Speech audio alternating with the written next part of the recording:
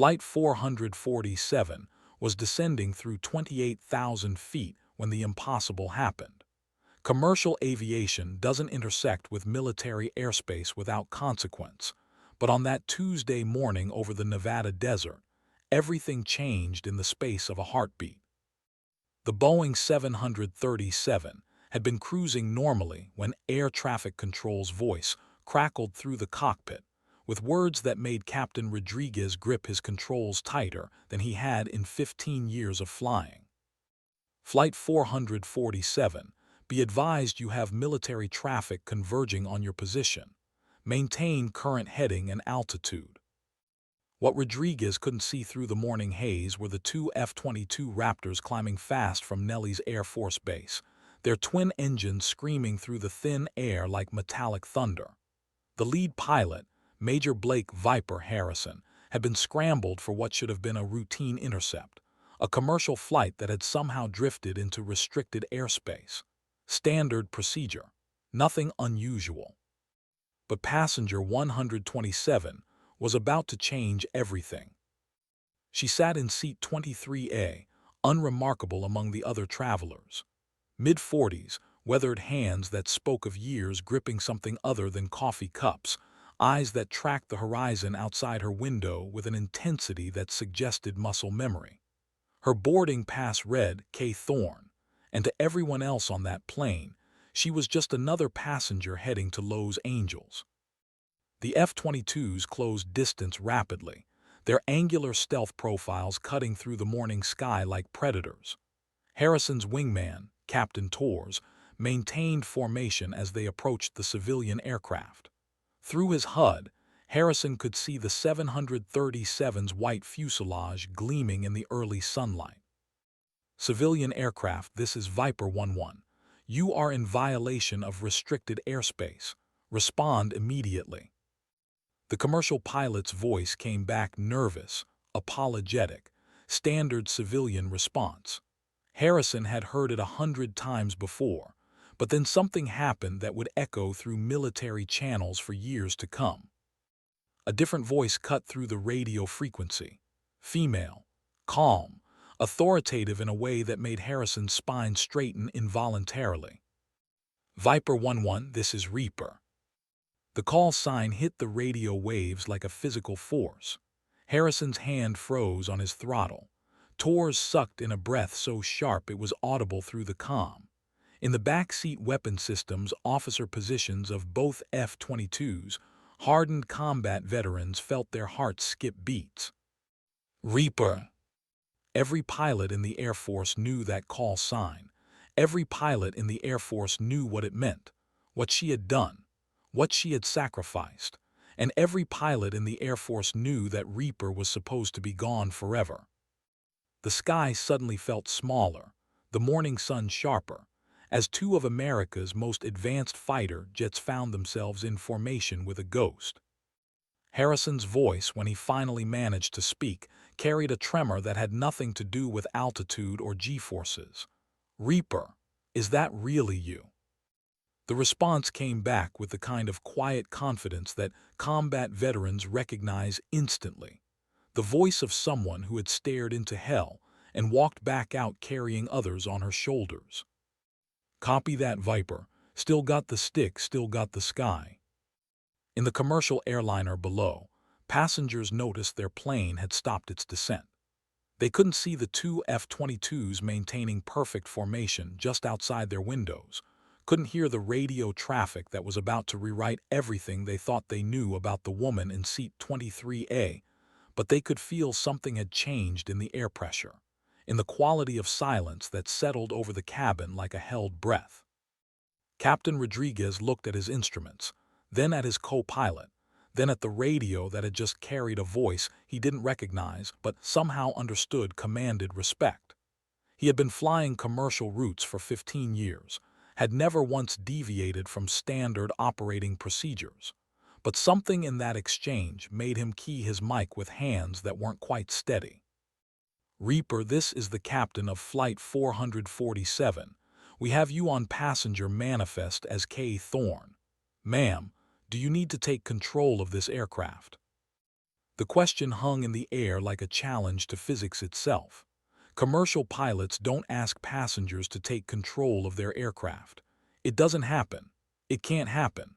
But the radio silence that followed suggested that maybe, just this once, impossible was about to become inevitable. Through her window, Kiera Thorne watched the F-22's wing tip barely 50 feet from the 737's engines, held there with a precision that spoke of thousands of hours at the controls of aircraft most people only saw in movies. The pilot maintaining that formation was good, very good. But Kiera had taught pilots like him everything they knew about flying. She keyed the emergency frequency on her personal radio, a piece of equipment that technically shouldn't have been allowed on the commercial flight, but that TSA agents had somehow overlooked. Old habits died hard, and Kiera Thorne had never been good at being separated from her tools. Negative, Flight 447. Maintain your controls, but Viper, you might want to check your 6. Harrison's head swiveled instinctively, training overriding confusion. His radar warning receiver was clean, no threats painted on his scope. But Reaper had earned her call sign by seeing things others missed, by being 3 steps ahead of everyone else in the sky. If she said check 6, you checked 6. Viper 1-2, anything on scope? Torres ran his instruments again, professional paranoia overriding the shock of hearing a legend speak through his headset. Negative, 1-1, clear sky all around. But Thorne's voice cut through their confusion with surgical precision. Check commercial traffic, bearing 270, Angels 15. Flight plan has them in your airspace in approximately 4 minutes. Harrison's fingers flew over his controls, pulling up the air traffic display. There, another commercial flight, still distant but converging on their position. A flight that his mission briefing hadn't mentioned, that air traffic control apparently hadn't coordinated properly. In 4 minutes, their simple intercept was about to become a mid-air collision scenario with civilian aircraft. The woman in seat 23A had just demonstrated situational awareness that exceeded his own sophisticated radar systems. How did you? Harrison started to ask, then caught himself. He knew how. Everyone knew how. Reaper didn't just fly aircraft. She conducted symphonies in the sky, seeing patterns and possibilities that existed 3 moves ahead of everyone else's reality. The morning sun caught the edge of his F-22's wing as Harrison made a decision that would be discussed in squadron-ready rooms for the next decade. He was about to break about 15 different regulations, but some things transcended regulations. Reaper, we could use some guidance here. The pause that followed lasted exactly 3 seconds, long enough for a woman who had spent 8 years trying to forget the weight of command to remember why she had loved flying in the first place. Long enough for 2 F-22 pilots to realize they were about to receive a master class from someone they had studied in training, but never thought they would fly with. Long enough for the sky itself to hold its breath. Copy Viper. First, get that civilian traffic on frequency. Second, start a climbing turn to heading 090. Third, trust me when I tell you that what you're about to learn didn't come from any manual. The radio crackled with acknowledgement as 2 of America's most advanced fighter jets prepared to take direction from passenger 127. But Kiera Thorne was no longer just a passenger. She was Reaper, and the sky had just become her office again.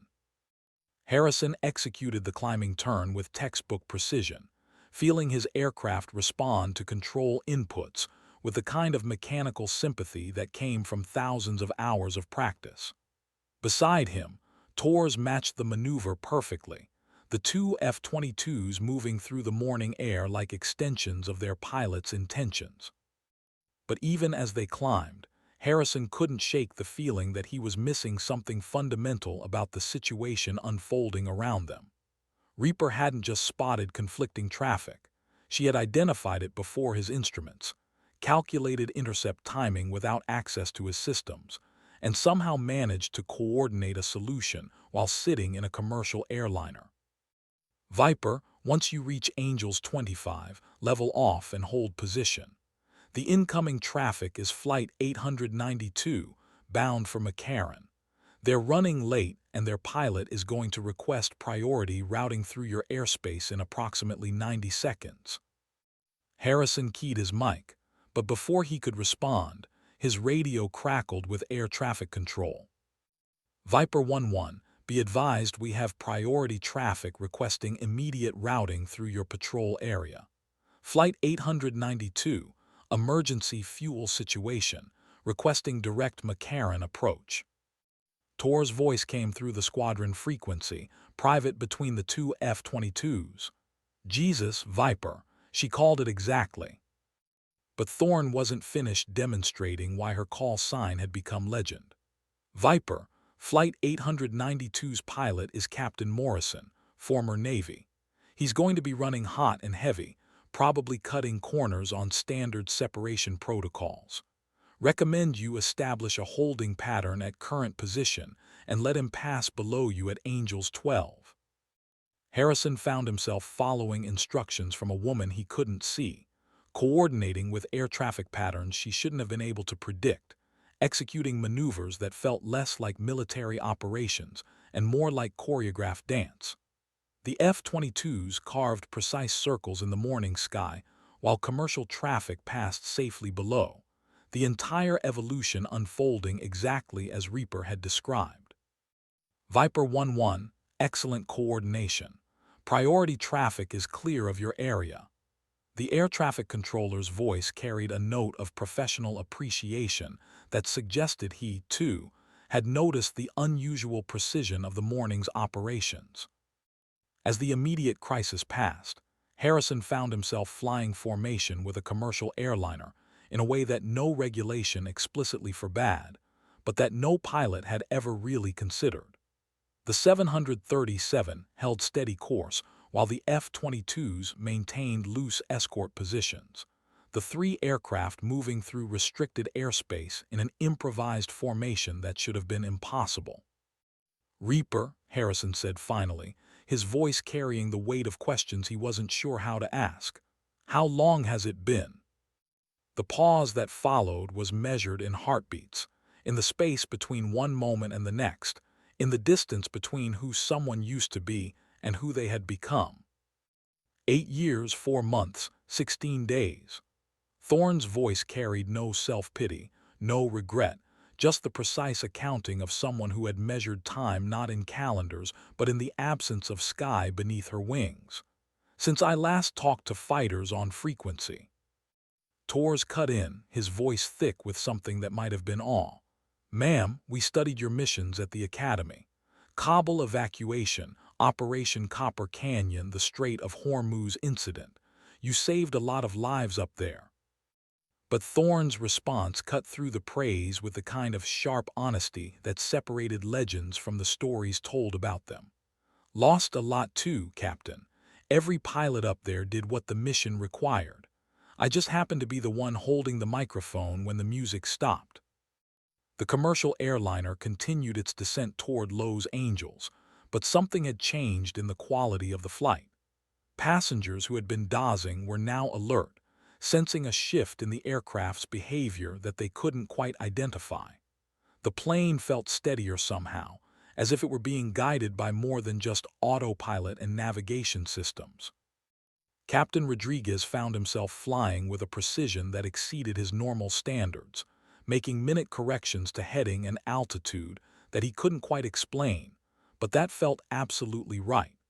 His co-pilot watched the instruments with growing confusion, nodding performance parameters that suggested their aircraft was somehow flying better than it had any right to. In seat 23A, Kiera Thorne closed her eyes and felt the familiar rhythm of flight settling into her bones like a song she had thought she had forgotten. The commercial airliner wasn't her F-16, couldn't pull 7GS or break the sound barrier or carry the kind of ordnance that had made her missions possible. But it was still an aircraft, still subject to the laws of physics and aerodynamics that she understood better than her own heartbeat.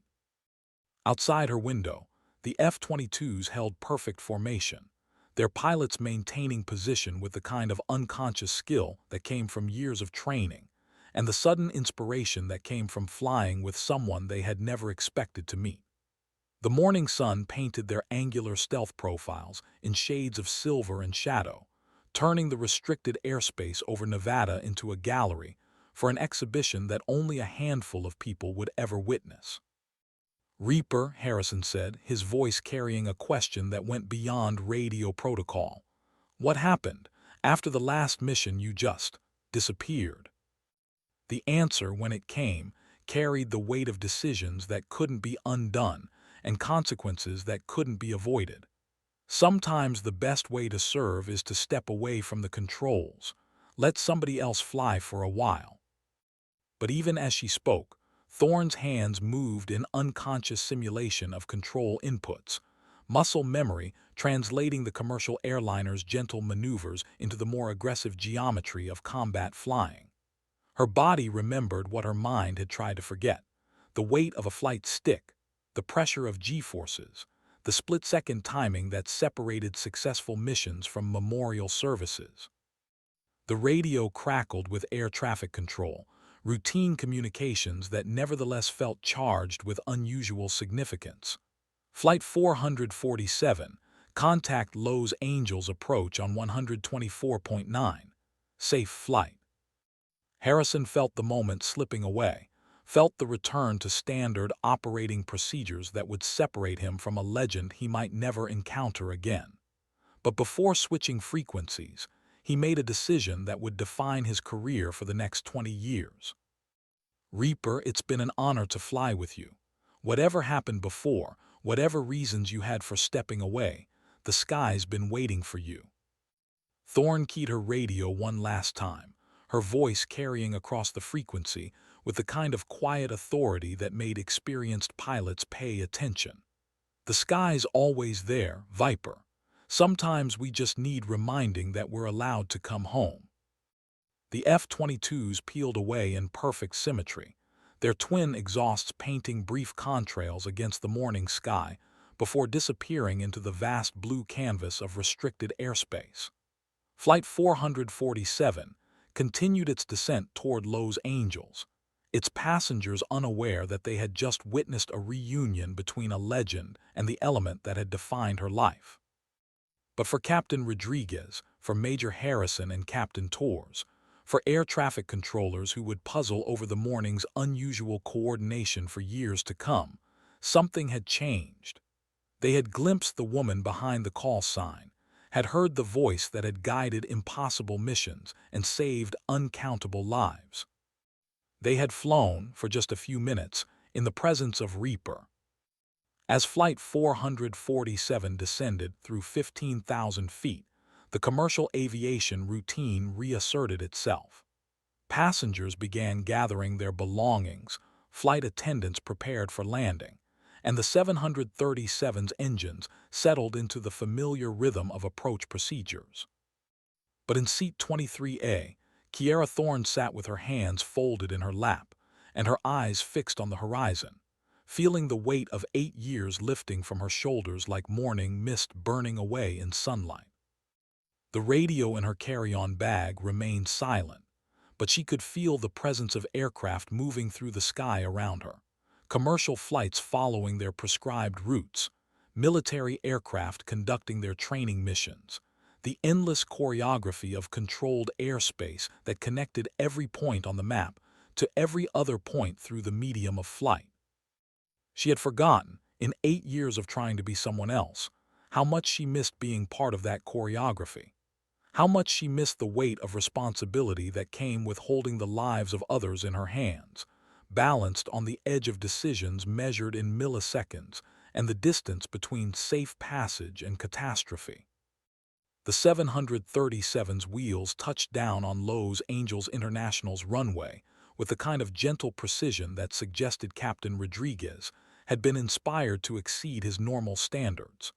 As the aircraft rolled out and began its taxi to the gate, passengers around Thorne began the familiar ritual of deplaning, gathering carry-on bags, checking phones, preparing to resume their lives at ground level. But Thorne remained seated, her hands still folded, her eyes still fixed on something beyond the small window that had framed her return to the sky. The morning's encounter had lasted less than 30 minutes, but it had rewritten the trajectory of a life she had thought was permanently grounded. Her phone buzzed with a text message from a number she didn't recognize. "Coffee tomorrow, 800, Officers Club, Nellie's AFB. We need to talk. Harrison." She stared at the message for a long moment, her thumb hovering over the keyboard. 8 years of civilian life stretched behind her like a road she had traveled reluctantly, while ahead lay the possibility of something she had thought was permanently beyond reach. The possibility of coming home. Her reply was brief, direct, carrying the weight of a decision that felt both inevitable and terrifying. "Copy. See you at 800. As passengers began filing past her toward the exit, Thorne finally stood and gathered her single carry-on bag. But her movements carried a precision that hadn't been there when she boarded in Denver, a sense of purpose that transformed the simple act of deplaning into something that looked almost like a military formation. The woman who walked off Flight 447 was no longer just passenger 127. She was Reaper, and the sky was calling her home. Outside the terminal, Major Harrison sat in his personal vehicle, still wearing his flight suit, staring at his phone screen and the brief reply to his invitation. He had spent the flight back to Nellie's trying to process what had happened in the morning sky, trying to understand how a chance encounter with a commercial airliner had turned into the most significant flying experience of his career. But more than that, he had spent the flight remembering stories he had heard in squadron-ready rooms, mission reports he had studied at the academy, the legend of a pilot who had redefined what was possible in combat aviation before disappearing as completely as if she had never existed. Now she was real again, no longer a story but a voice on the radio, a presence that had guided his aircraft through morning sky with the kind of unconscious mastery that separated competent pilots from artists of flight. And tomorrow morning, he was going to sit across a table from her and try to find words for questions that had no adequate language. His phone buzzed with another message, this one from Tours. Did that really just happen? Harrison's reply was immediate. 800 tomorrow, Officers Club. Bring coffee.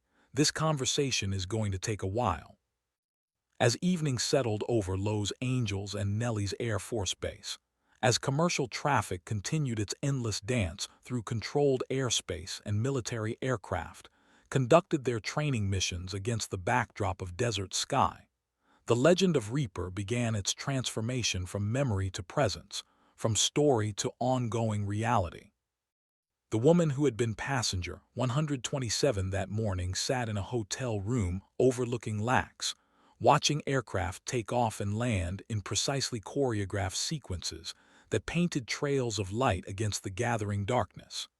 Each departure and arrival spoke to her in a language she had thought she had forgotten, reminding her of the weight and wonder of controlled flight. Tomorrow morning would bring questions she wasn't sure how to answer and possibilities she wasn't sure she deserved. But tonight, for the first time in 8 years, 4 months and 16 days, Kiera Thorne fell asleep to the sound of aircraft engines and dreamed of sky. The Officers Club at Nellie's Air Force Base occupied a low building that had housed conversations between pilots for more than 50 years. Its walls saturated with stories of missions flown and lives saved, of aircraft pushed beyond their design limits and pilots who had discovered the difference between technical proficiency and genuine mastery of flight. Harrison arrived at 7:45, 15 minutes early, because some conversations demanded the luxury of preparation time.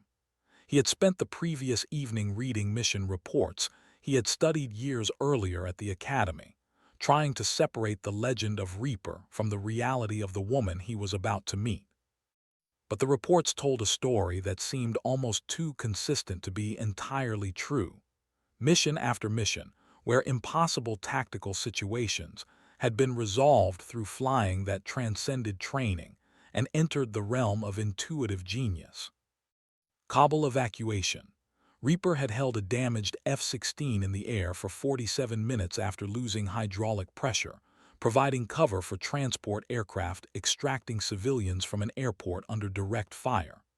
The aircraft should have been unflyable, but she had nursed it home and landed it safely despite control surfaces that responded more to prayer than pilot input. Operation Copper Canyon. A reconnaissance mission had gone wrong when enemy surface-to-air missiles had targeted her flight of 4 F-16s. Reaper had drawn the missiles away from her wingmen, using terrain and atmospheric conditions to create false targets while guiding her squadron to safety through a mountain pass that existed at the absolute limit of their aircraft's performance envelope. The Strait of Hormuz incident. Iranian fighters had intercepted a damaged Navy transport attempting emergency landing at a neutral airfield. Reaper had arrived alone, outnumbered 4-1, and had somehow convinced the Iranian pilots to allow the transport safe passage through what could only be described as aerial diplomacy, flying her F-16 in formations that demonstrated capability without aggression, showing her opponents exactly what would happen if they chose escalation over restraint. Each mission report ended with the same observation. Captain Kiera Thorne had displayed flying abilities that exceeded standard training parameters and tactical thinking that anticipated enemy actions with uncanny precision.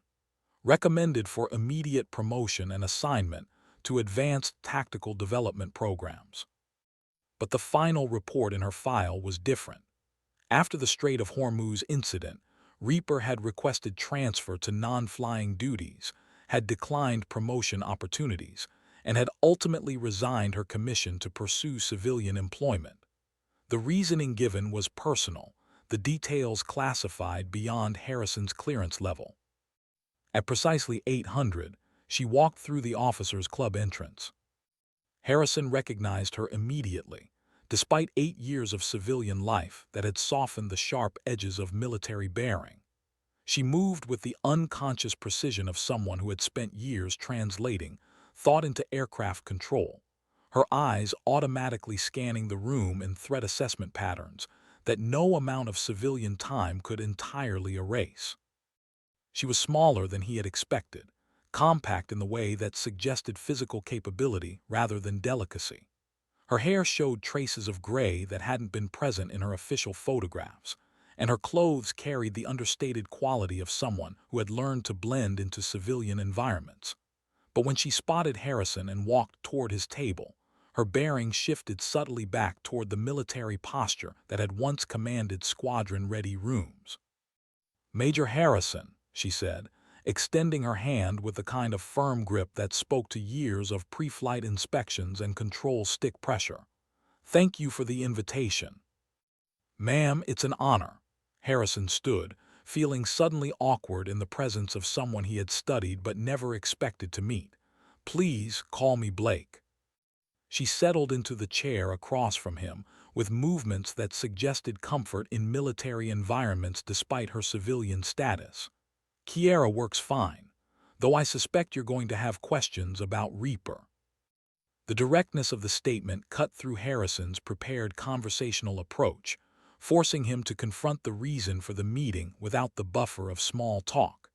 He poured coffee from the service he had ordered, buying time while he organized thoughts that felt inadequate to the magnitude of the conversation. "Yesterday morning," he said finally, "you demonstrated situational awareness that exceeded my instruments and tactical thinking that I'm still trying to understand. You saw traffic patterns I missed, anticipated timing I couldn't calculate, and somehow managed to coordinate complex airspace management while sitting in a commercial airliner." Kiera sipped her coffee, her expression neutral but her eyes carrying the kind of focus that suggested she was evaluating not just his questions but the motivations behind them. "Flying is pattern recognition, Blake. Airspace management is just chess in 3 dimensions. When you've done it long enough, you start seeing moves before they're made. But it's been 8 years since you flew military missions. How do you maintain that kind of edge without access to aircraft?" The question hit something deeper than professional curiosity, touching on the heart of what it meant to be a pilot separated from flight. Kiera's expression shifted, revealing something that looked almost like grief. "You don't maintain it," she said quietly. "You lose pieces of it every day. Reaction time slows down, spatial thinking gets rusty, muscle memory starts forgetting the weight of a flight stick. But the foundation, the ability to see aircraft as extensions of intention rather than machines with limitations, that doesn't disappear." She paused, her fingers tracing patterns on the table's surface that looked suspiciously like flight plans. "Yesterday morning was the first time in 8 years that I felt like a pilot instead of a passenger. The first time I remembered why I loved flying enough to make it my life." Harrison leaned forward, sensing that the conversation was approaching something more significant than reminiscence. "What happened, Kiera? Why did you step away from flying when you were clearly at the peak of your capabilities?" The silence that followed stretched long enough for both of them to hear the distant sound of F-22s conducting training operations, their twin engines creating a soundtrack of ongoing military operations that provided context for their conversation. When Kiera finally spoke, her voice carried the weight of decisions that couldn't be undone. The Strait of Hormuz incident wasn't just about convincing Iranian pilots to let a transport land safely. It was about realizing that I had reached a point where flying had become more important to me than the reasons I was flying.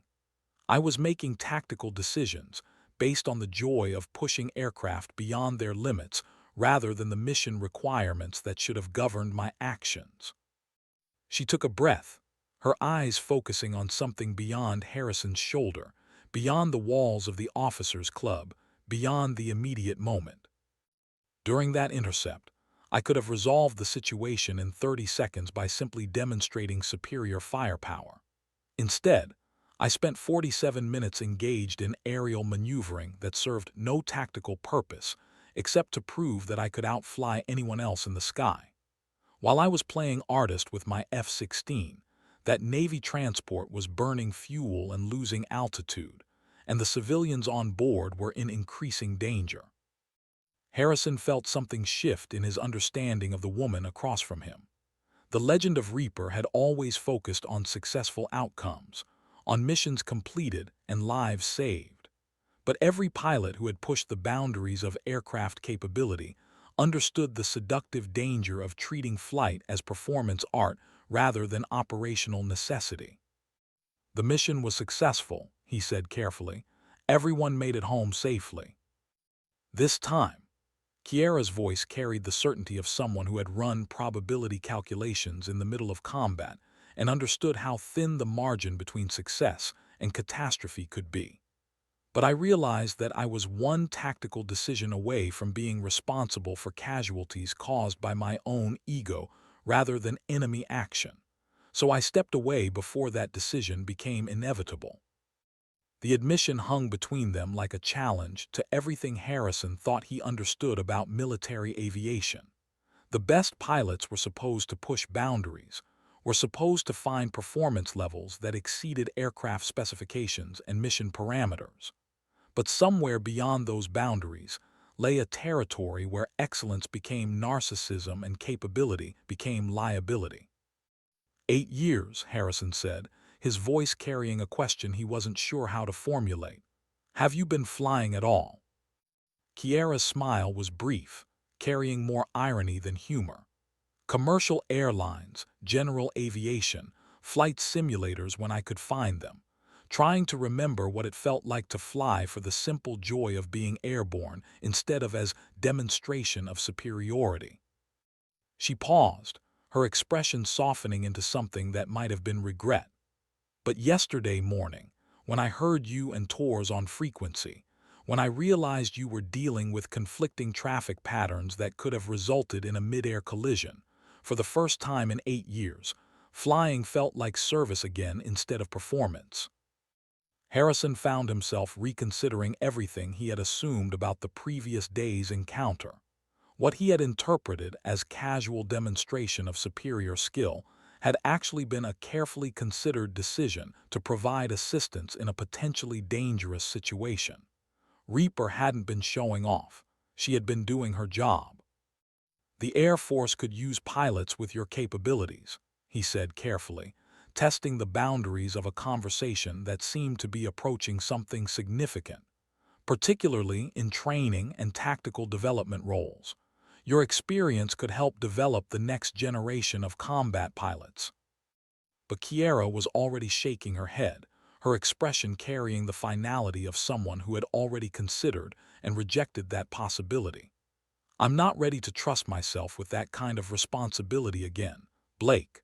Maybe I never will be. But yesterday morning reminded me that flying doesn't have to be about proving superiority. Sometimes it can just be about getting everyone home safely." She stood, gathering her purse with movements that suggested the conversation was approaching its conclusion. But before leaving, she placed a business card on the table between them. "If you ever find yourself dealing with airspace management challenges that exceed standard protocols, or if you encounter situations where civilian and military aviation intersect in unexpected ways, I'm a consultant now, specializing in unconventional navigation problems." Harrison picked up the card, reading contact information for Kiera Thorne, Aviation Consulting Services. The description was deliberately vague, but the implications were clear.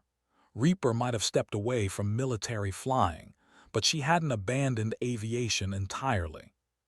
"Will I see you again?" he asked. Her smile was enigmatic, carrying possibilities that extended beyond the immediate conversation. "The sky's smaller than people think, Blake. Pilots tend to find each other when circumstances require it." As she walked toward the exit, Harrison realized that their brief encounter had rewritten his understanding of what it meant to be a truly exceptional pilot. Excellence wasn't just about pushing aircraft to their performance limits. It was about understanding when to push and when to hold back, when to demonstrate capability, and when to simply do the job. The woman who had been passenger 127 disappeared through the officers' club entrance, leaving behind only the memory of a conversation that would influence Harrison's flying for the remainder of his career. But more than that, she had left behind the understanding that legends weren't just about extraordinary achievements. They were about the wisdom to know when extraordinary achievement served a purpose beyond itself. Outside, Kiera Thorne drove away from Nellie's Air Force Base with something that felt almost like peace settling in her chest. The conversation with Harrison had forced her to articulate thoughts she had been carrying for 8 years, to explain decisions that had seemed inexplicable even to herself. But more than that, it had reminded her that stepping away from flying didn't have to mean abandoning everything that had made flying meaningful.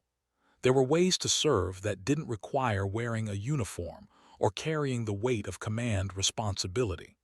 Ways to use hard-earned expertise that didn't risk crossing the line between excellence and ego. Her phone rang as she merged onto the highway leading back toward Las Vegas. The caller ID showed a number she didn't recognize, but when she answered, the voice was familiar. "Kiera, this is Captain Rodriguez from Flight 447 yesterday. I hope you don't mind. I got your number from the passenger manifest. I wanted to thank you for whatever you did during that flight. I've been flying commercial routes for 15 years, and I've never experienced navigation coordination like that." She pulled into a truck stop, needing to give the conversation her full attention. "You handled your aircraft perfectly, Captain. I just provided some additional situational awareness." "I've been thinking about what happened up there," Rodriguez said, his voice carrying the kind of professional curiosity that suggested he had been puzzling over technical details. "The way you coordinated with those military aircraft, the timing of your traffic advisories, the precision of your navigation suggestions, that wasn't just additional situational awareness. That was expertise I've only heard about in stories." Kiera found herself smiling despite the complexity of the situation. Civilian pilots who recognized superior skill when they encountered it, who asked questions instead of making assumptions, deserved honest answers. "I used to fly fighters, Captain, a long time ago. Sometimes old training proves useful in unexpected circumstances." The pause that followed suggested Rodriguez was processing information that recontextualized everything about their previous day's flight. When he spoke again, his voice carried a note of respect that made Kiera remember why she had loved the professional camaraderie of aviation. "Ma'am, if you ever decide to get back into flying professionally, I know several airlines that would be honored to have someone with your capabilities. Commercial aviation could use pilots who understand airspace management at that level." It was the second job offer she had received in 24 hours, each representing a different path back to professional aviation. Military training and tactical development on one hand, commercial aviation and civilian transportation on the other, both offering the possibility of using her expertise in service of something larger than personal achievement. "I appreciate the offer," she said carefully.